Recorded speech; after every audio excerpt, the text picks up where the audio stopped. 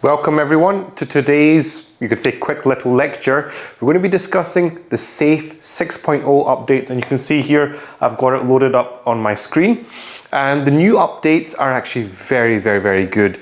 But the first thing I want to say here is that they've also redesigned the SAFe Big Picture, and this was the very good reference guide that most of you had access to. So imagine that reference guide being revamped, redesigned to be something more in lines of business agility. This is one thing I like about this framework. So let's get into a little bit more details here.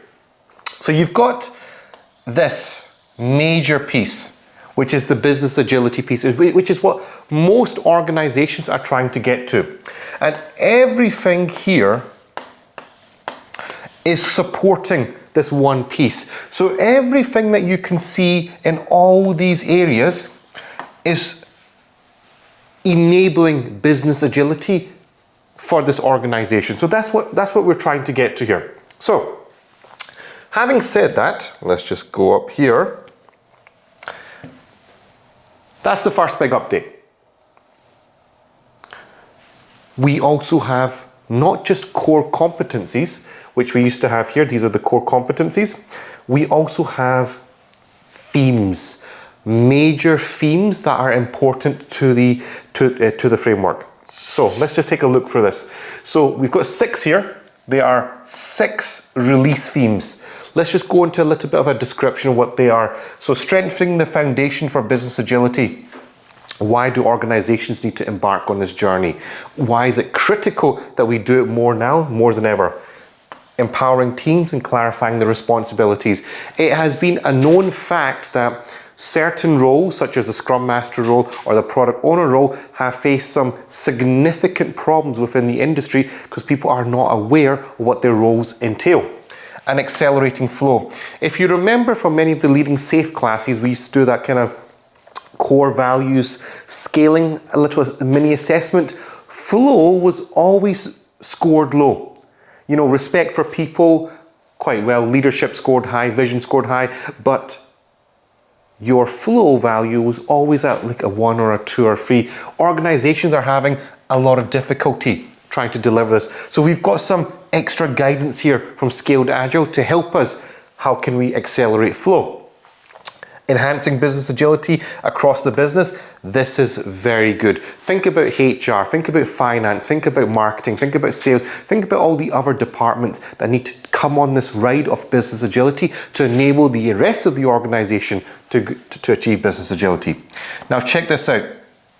Very cool stuff, very cool stuff. So yes, there's a lot of talk about what's happening in the industry when it comes to AI, big data, all this stuff. We've got that included now within the framework. And some of you are going to be really surprised at how this contributes into the framework. This is what I find beautiful, is that how this area, how it is contributing to the rest of the framework. So you'll discover that as we go through, and delivering better outcomes.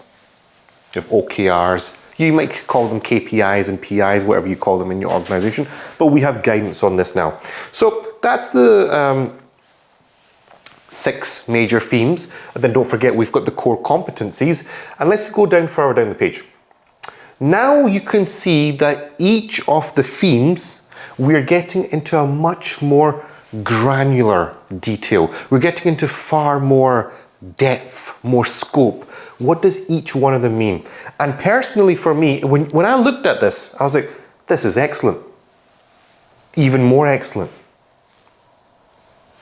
Now we have 8 techniques to enable better flow.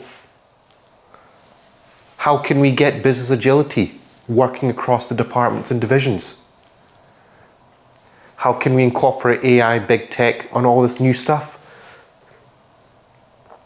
KPIs, OKRs, how do they cascade through the organization?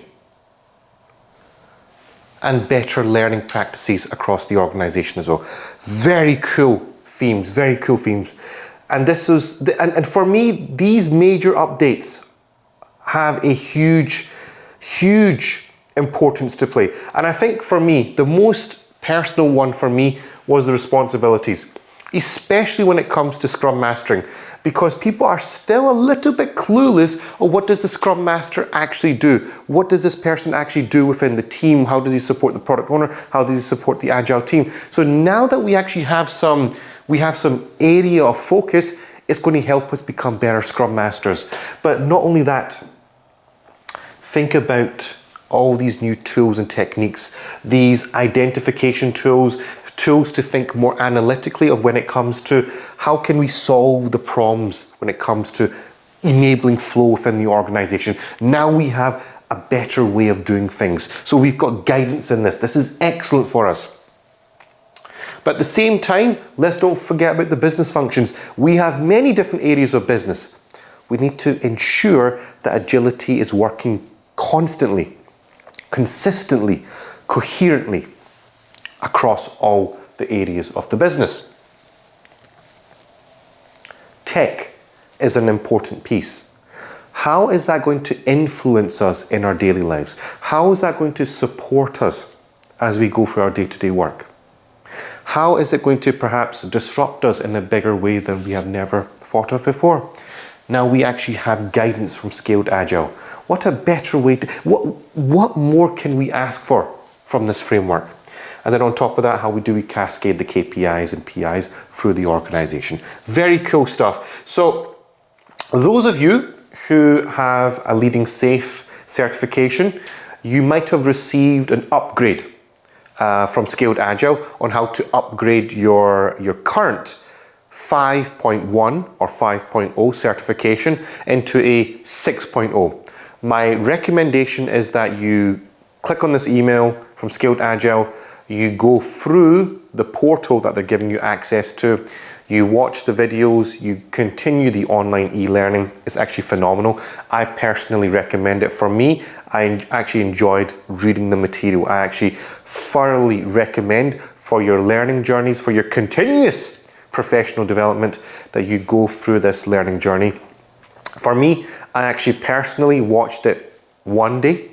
I watched all the videos and I had some time to digest the information, and I wanted to think about it more clearly. It's not a race.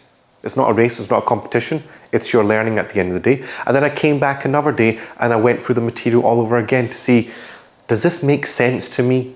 Is this new information making sense? Then I watched it again.